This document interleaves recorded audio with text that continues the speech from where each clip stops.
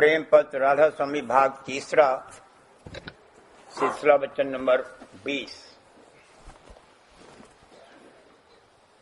काल पुरुष यानी ब्रह्म और परमेश्वर और खुदा माया देश की कुल रचना का मालिक है और उसको मंजूर भी यही है कि जीवों को अपनी हद के पार न जाने देवे। कुल देवता और माया की शक्तियां उसके इख्तियार में है और सब रचना उससे डरती है और उसके हुक्म में चल रही है। ये काल पुरुष सिर्फ सत्य पुरुष राधा स्वामी दयाल और उनकी अंश संत सद्गुरु से डरता है और उनके हुक्म में दखल नहीं दे सकता। यानी जिन जीवों पर कि उन्होंने अपनी दया की मोहर लगा दी, उनको वह रोक नहीं सकता, बल्कि उनको रास्ता तय करने में अपनी हद के अंदर मदद देता है। अब विचारो कि जिस किसी को कुल मालिक राधा स्वामी दयाल आप मिले या उनकी अंश से मेला हुआ, वो किस कदर बड़भागी है। और जो उनकी जैसी तैसी शरण लेकर सरस्वत मार्ग के अभ्यास में लग गए, वे भी बड़भागी हैं, क्योंकि राधा स्वामी मत और उसके अभ्यास के रखवार राधा स्वामी दयाल आप हैं और शरण वालों और जैसी तैसी करने वालों की रक्षा और खबरगिरी अपनी दया से आप करते हैं। और इस दया और रक्षा का हाल राधा स्वामी मत वालों को चंद रोज के अभ्यास के बाद आप मालूम हो सकता है और अपना उद्धार होता हुआ इसी जिंदगी में आप देख सकते हैं। असल हाल ये है कि बाहरमुखी पूजा और परमार्थी कार्रवाई जैसे तीर्थ और व्रत और नाम का सुमिरन और ध्यान और पोथियों का पाठ वगैरह हर कोई कर सकता है, लेकिन घट में मन और सूरत का ऊंचे देश में आकाश के परे चढ़ाना यह काम मुश्किल है और किसी की ताकत नहीं कि उसको दृष्टि के साथ निर्विघ्न कर सके। जब तक कि कुल मालिक और संत सद्गुरु या सद्गुरु अपनी दया का बल साथ न देवें और रास्ते में काल और कर्म और माया और मन के विघ्नों से अपनी रक्षा करके न बचावें। यही सबब है कि ऐसे कुल मतों के लोग जो कि दुनिया में जारी हैं, बाहरमुखी कामों में लग रहे हैं और बाजे नाभि या हृदय या छठे चक्र में ध्यान भी करते हैं, लेकिन उनको चढ़ाई का फायदा पिंड में भी जैसा कि चाहिए हासिल नहीं होता। और जो किसी खास मत का सिद्धांत पद ब्रह्मांड में भी है, तो उसके मानने वाले लोग उसके हाल से बेखबर हैं और रास्ते के भेद और चलने की जरूरत का तो कुछ जिक्र ही नहीं, बल्कि सिद्धांत पद को सर्वव्यापक मानकर चलना चढ़ना फिजूल बताते हैं। इस वजह से इनमें से किसी का भी सच्चा और पूरा उद्धार यानी जन्म मरण से कतई छुटकारा नहीं होता। यह बात सिर्फ राधा स्वामी मत में, जहां की कुल मालिक आप मददगार हैं, हासिल हो सकती है, क्योंकि जब तक कुल मालिक आप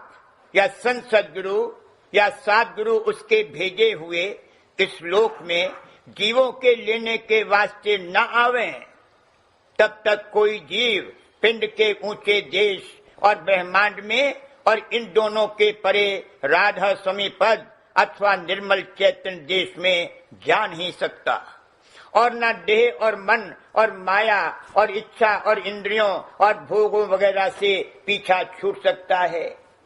क्योंकि जब संत सद्गुरु या सद्गुरु प्रकट होंगे, तब वे जीवों की प्रीत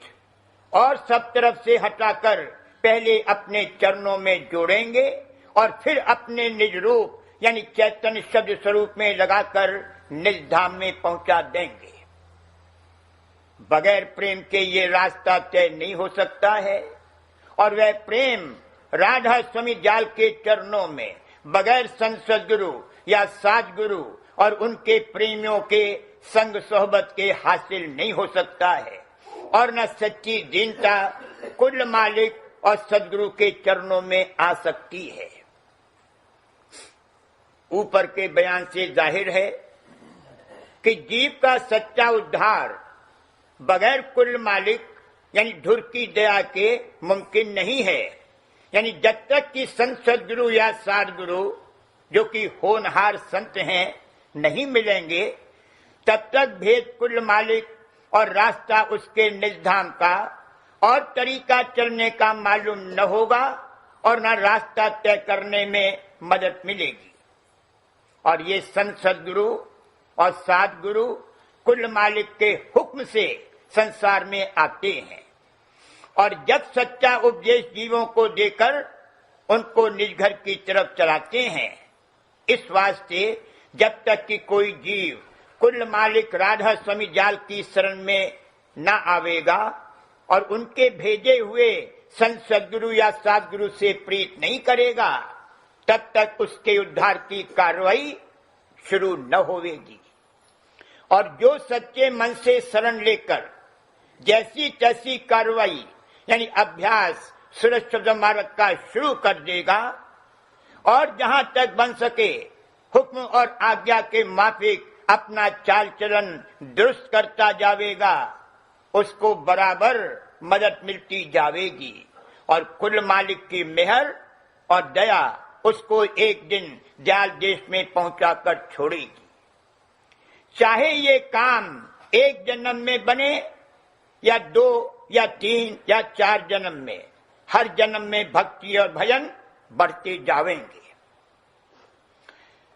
जो कोई कहे कि जब संत सद्गुरु या साधगुरु प्रकट होवें तब कुल जीवों का उद्धार होना चाहिए, तो ये बात इस तौर पर दुरुस्त है कि जो जीव उनके सन्मुख आवेंगे उन पर जरूर उनकी दया होगी और उनके उद्धार का सिलसिला आगे पीछे और अबेर सबेर जारी हो जाएगा। यानी जो अधिकारी जीव हैं वे बेहिसाब उत्तम, मध्यम और निकृष्ट और नीचे के 1, 2, 3 या 4 जन्मों में अपना काम बनवा लेंगे और बाकी जीवों के घट में दया का बीजा बो दिया जाएगा और वह उनके पिछले कर्मों को काट कर आहिस्ता आहिस्ता अंकुर पैदा करेगा और फिर वही जीव अधिकारियों के शुमार में आ जाएंगे और उनके पूरे उद्धार का सिलसिला जारी हो जाएगा। यानी उनको हर जन्म में संत सद्गुरु मिलेंगे और उनकी भक्ति और भजन बढ़ाकर एक दिन निज धाम में पहुंचा देंगे। संत सद्गुरु सब एक हैं, उनमें आपस में कुछ भेद नहीं है।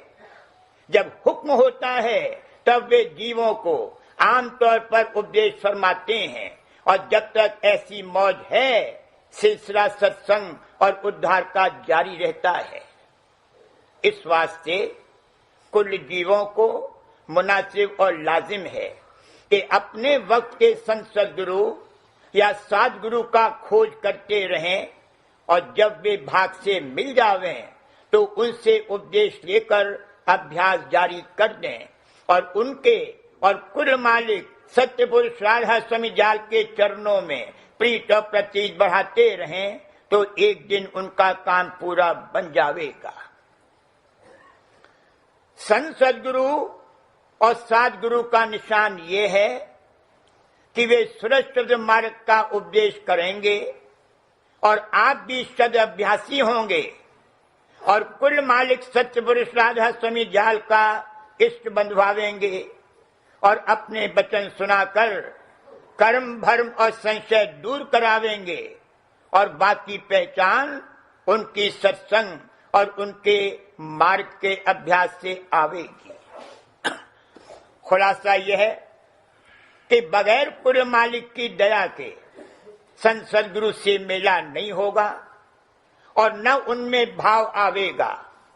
और जब विशेष दया होगी तब जीभ से सरस्वत मार्ग का अभ्यास बन पड़ेगा और वह संत सद्गुरु की आज्ञानुसार बर्ताव शुरू करेगा। और जब और ज्यादा दया होगी तब अंतर में उसको रस और आनंद मिलना शुरू होगा और प्रीत और प्रतीत दिन दिन बढ़ती जाएगी और इस तरह रोज बरोज तरक्की होती जाएगी और एक दिन काम पूरा बन जाएगा। लेकिन जो कोई इस बात को सुनकर ये कहे कि अब हमको कुछ करना जरूर नहीं है, जब दया होगी वह आप करा लेगी, सो ये कहन और समझ इस कदर नादुरुस्त है कि उसको तलाश करना संत सद्गुरु और उनके सत्संग का बहुत जरूर है। और जब वे मिल जावे तब उनके चरणों में प्रेम प्रीत करना और उनसे उपदेश लेकर अभ्यास शुरू कर देना मुनासिब है। मेहर और दया इस कार्रवाई में भी संग होगी और बाकी जो कुछ करनी दरकार और जरूर होगी वह भी मेहर और दया करावेगी, क्योंकि दुनिया के कामों में भी आदमी तलाश और मेहनत से बाज नहीं आते और जो कुछ नतीजा उनकी मेहनत का होता है वह प्रारब्ध अनुसार मिलता है। फिर परमात्मा में काहिली और सुस्ती और बेपरवाही किसी सूरत में जायज और दुरुस्त नहीं हो सकती और जो ऐसा करेगा वो खास दया से महरूम रहेगा। अब समझना चाहिए